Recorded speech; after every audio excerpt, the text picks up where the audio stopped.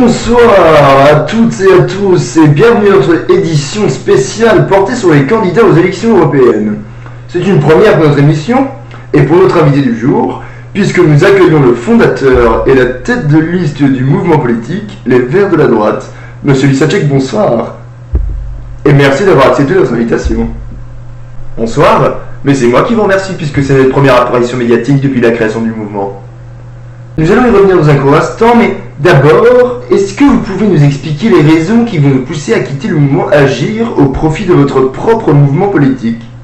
Tout simplement parce que j'estimais, et je ne suis pas le seul, puisque je suis parti du mouvement Agir avec certains de mes collègues, on ne donnait pas assez de place à l'écologie dans le programme politique et dans l'action politique qu'Agir défend. J'ai voulu fédérer la droite autour de cette problématique.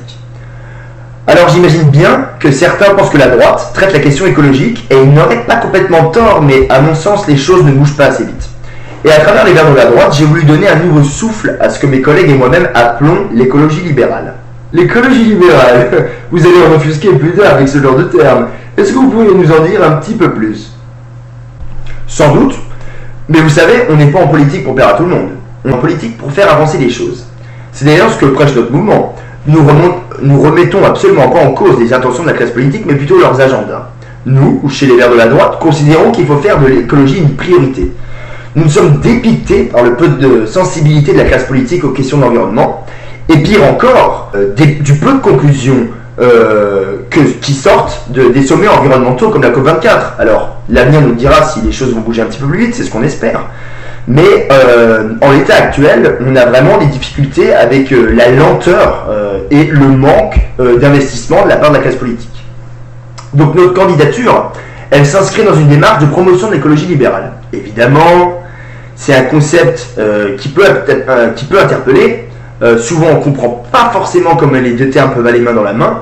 Mais dans un monde où la mondialisation prend chaque jour une part de plus en plus importante, où l'interdépendance des pays devient une évidence, nous sommes obligés d'évoluer avec notre époque. On ne peut plus se permettre de faire semblant qu'à notre échelle, on peut avoir un réel pouvoir d'action. Il y en a encore qui pensent que la solution de repli et de recul est la bonne. Nous, on veut lutter contre cette forme d'illusion qui occupe une place de plus en plus importante dans l'espace politico-médiatique. On ne peut pas céder au populisme, ni à cette vague de climato-sceptiques qui est désormais au pouvoir. Je pense à Bolsonaro, je pense à Donald Trump, je pense même à Vladimir Poutine.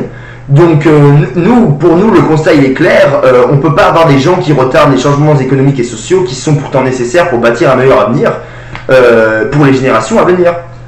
Pour nous, il est clair, net et précis que la construction de ce meilleur avenir, il passe par la préservation de notre environnement et par la construction européenne.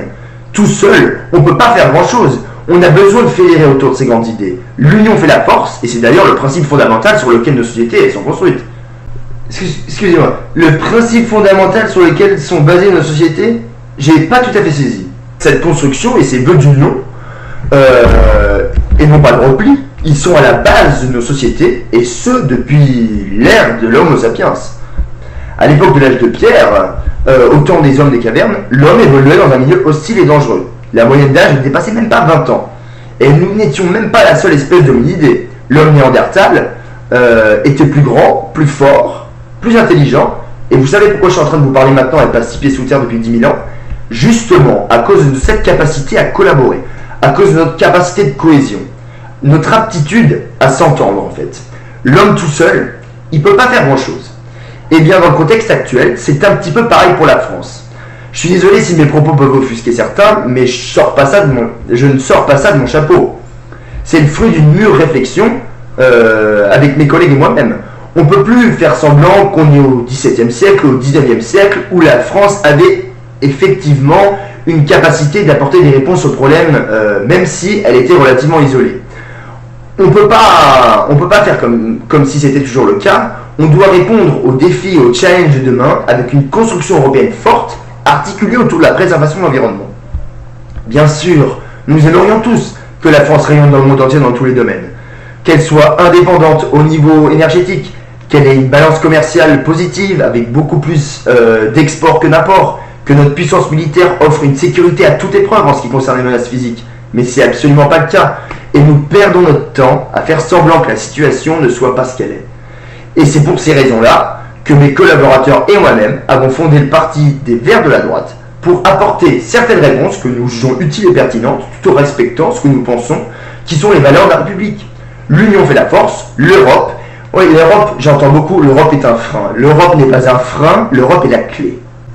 Je pense que c'est la première fois dans une émission politique que l'on parle d'homme des cavernes, mais ça mérite d'être original.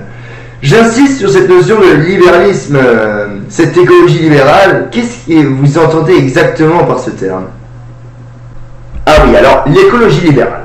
C'est ce qui, je pense, à mon sens, nous distingue de compatriotes chez Europe Écologie Les Verts. J'entends souvent les monsieur Lissacek, la défense du climat et de l'Europe est déjà défendue par Europe Écologie Les Verts, ce avec quoi je suis complètement d'accord. Mais notre constat, notre approche de la question de l'Europe et de l'écologie, elle n'est pas la même.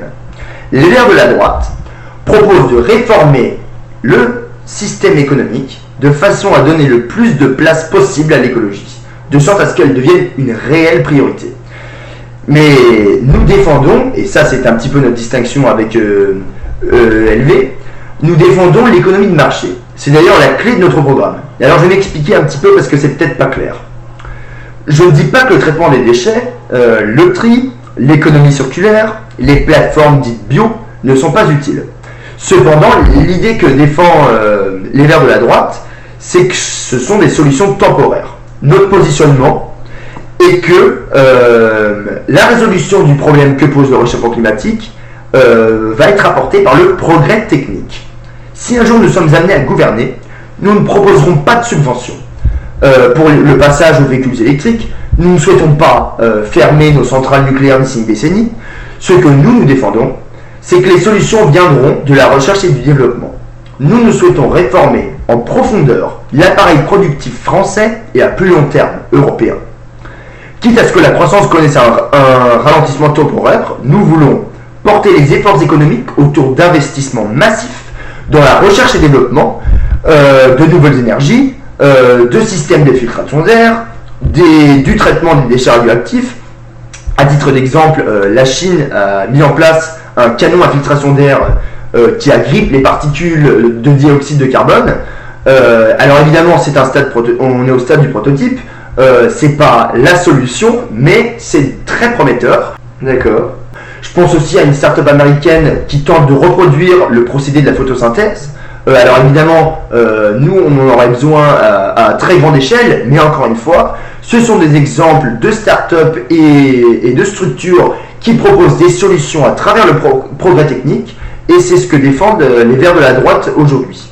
C'est pas qu'on ne pense pas, ou qu'on ne croit pas plutôt, à la capacité des populations à changer leurs habitudes de consommation. Simplement, nous dressons le constat d'une Europe et d'une planète qui est dans une situation grave, et il faut apporter des réponses hier.